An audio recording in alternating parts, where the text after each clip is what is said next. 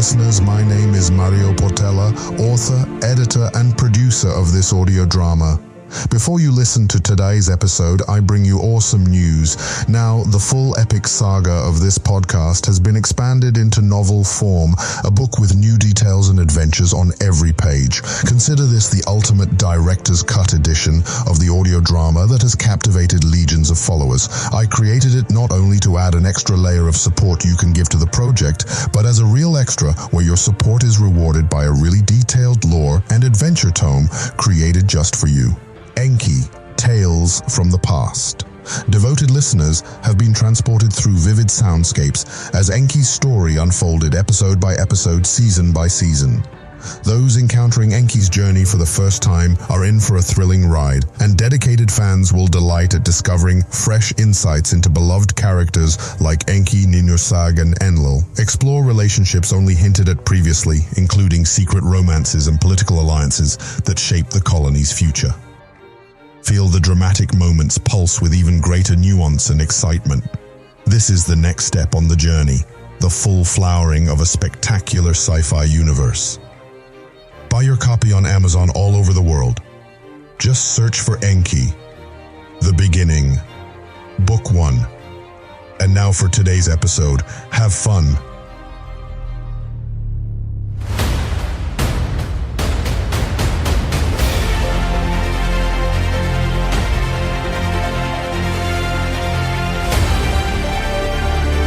This is Enki, Tales from the Past.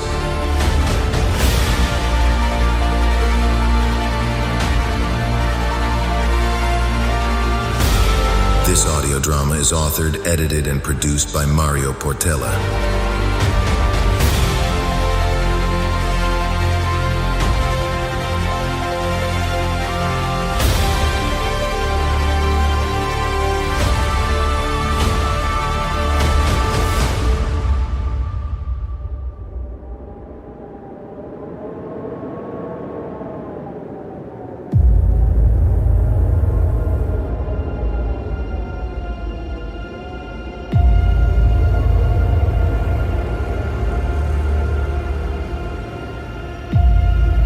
The sharp mountain wind bites at my face as I stride along the parapets, inspecting my troops' readiness.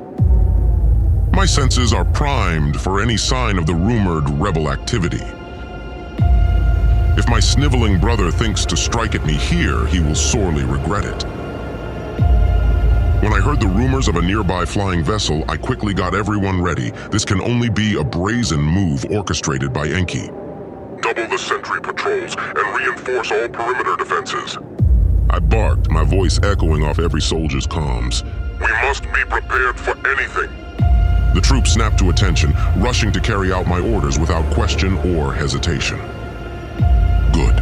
Fear and unthinking obedience. These are the lifeblood of a cohesive fighting force. I descend deeper into the stronghold, down to the vehicle bays where my legion of elite Tiamat warriors awaits activation. They stare back at me with cold impassivity. Soon they will be unleashed upon any who dare oppose my will. Be ready for my command, feed me any intel you get, and do not act without my orders.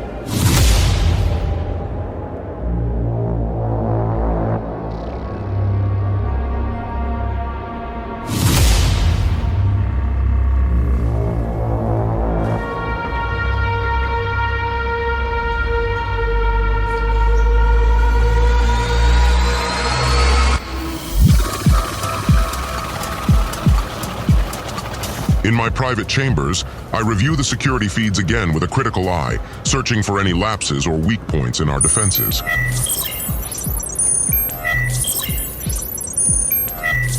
Suddenly, alarms silently pulse in my screens. Perimeter breached. A telltale flicker on one of the monitors catches my attention. One intruder only? What is this? Who is she? I stare in disbelief as none other than my insolent niece, Inanna, slips through a remote hatch into the base. The sheer audacity leaves me momentarily speechless, my hands clenching into fists. That reckless, impetuous child. I open a comm channel, my voice tight with rage. Intruder alert! Apprehend the target, but do not kill her. I want her alive. Inanna has much to answer for. I will teach her the meaning of respect. She will regret her foolish bravado this day, I swear it. Inanna dared to infiltrate my stronghold alone. I almost admire her boldness, futile as it is. I will use this opportunity to capture her and make an example. She will serve as a warning to all who oppose my vision of order. Her imprisonment will crush them once and for all. I stare at the security feed in consideration as Inanna slips ever deeper into my fortress. Perhaps I could use her reckless infiltration to my advantage. She likely aims to sabotage or steal valuable intelligence. I will let her proceed and lay a trap for when the time is right. With some clever maneuvering, I can outwit this impetuous child. Everyone evacuate the area. I repeat, evacuate the area. I'll deal with the intruder myself. Take special attention to any exterior movements and perimeter breach. Tracking her movements, I allow Inanna unchecked access through the facility, curious to see her plan unfold. Yet strangely, she heads directly for the officers' quarters rather than any critical systems. Why would she risk so much for such a futile gesture? This makes no strategic sense.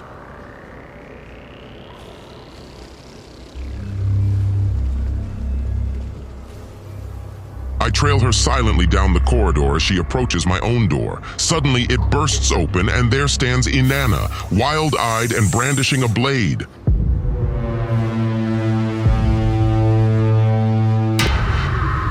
Before I can react, the knife is at my throat and she seethes with unrestrained hatred. Murderer, your reign of terror ends here and now.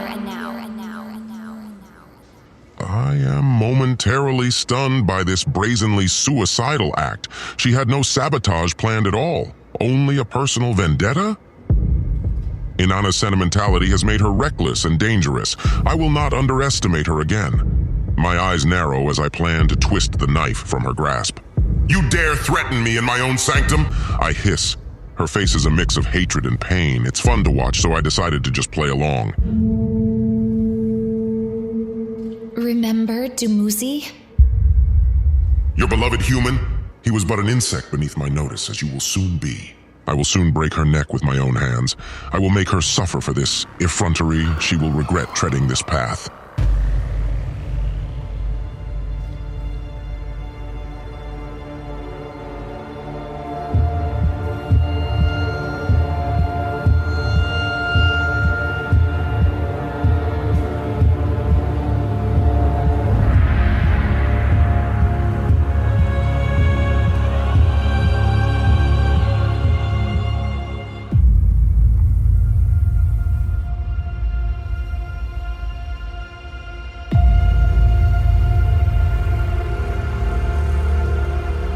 My hands trembled in anger. I just wanted to slit his throat right there. But I needed answers. I needed peace, so I just pressed the blade against Enlil's throat as tears shone in my fiery eyes. Why? Why take my love from me? Enlil chuckles mirthlessly. Come now, little princess. You know statecraft requires sacrifice. I couldn't help myself and pressed the knife closer, drawing a bead of blood. I confess that I will never forget the feeling of relief watching his first drop of blood run down his neck. With anger and pain, I let it out. His life was no mere sacrifice. He meant a lot to me.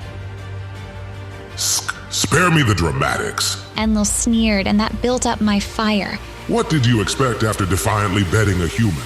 Preposterous.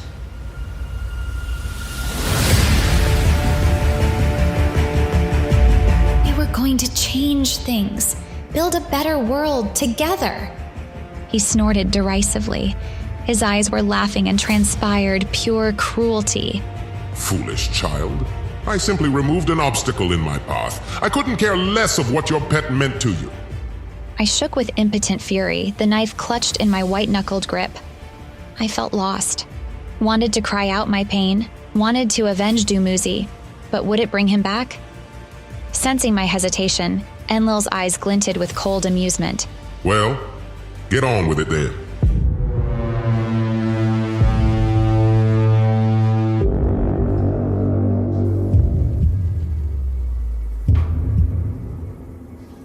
Anguished indecision wars across my mind, and I still don't know why I just pulled back that knife with a frustrated cry. He just stood there laughing, mocking me. I thought not. You haven't the stomach for what's required. You're but a little princess. His hands flashed out, brutally disarming and subduing me. Now you'll face the consequences of your impudence. I struggled futilely in his iron grip, despair and rage welling up inside. Is this how it would end?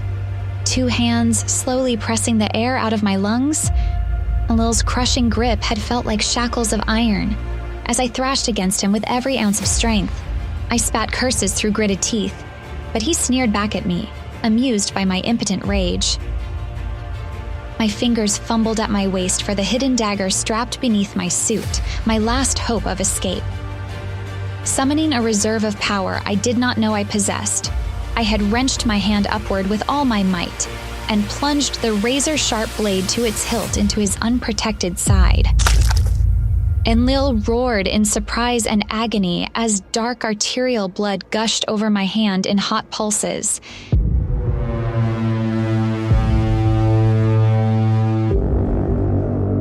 His vice-like hold loosened just enough for me to twist violently free. I took his handgun and sprinted from the room without looking back, Enlil's enraged bellows of promised vengeance ringing in my ears. Klaxons began blaring throughout the complex as the thunder of dozens of boots echoed through the corridors. The hunt was on.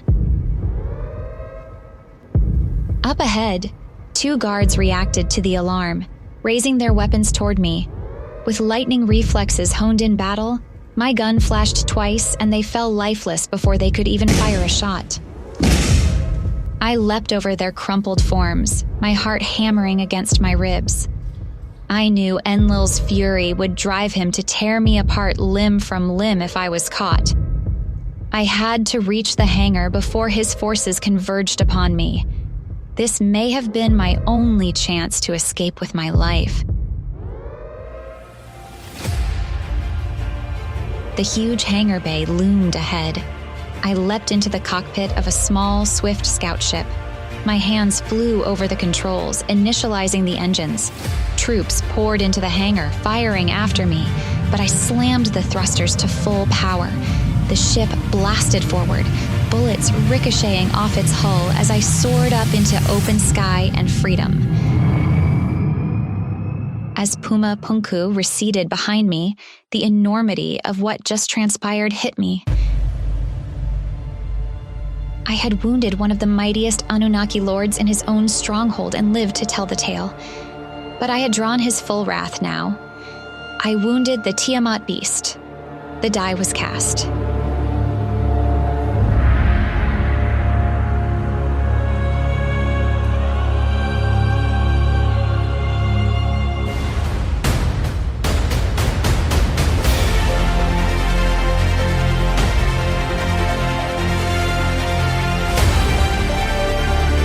This is Enki, Tales from the Past.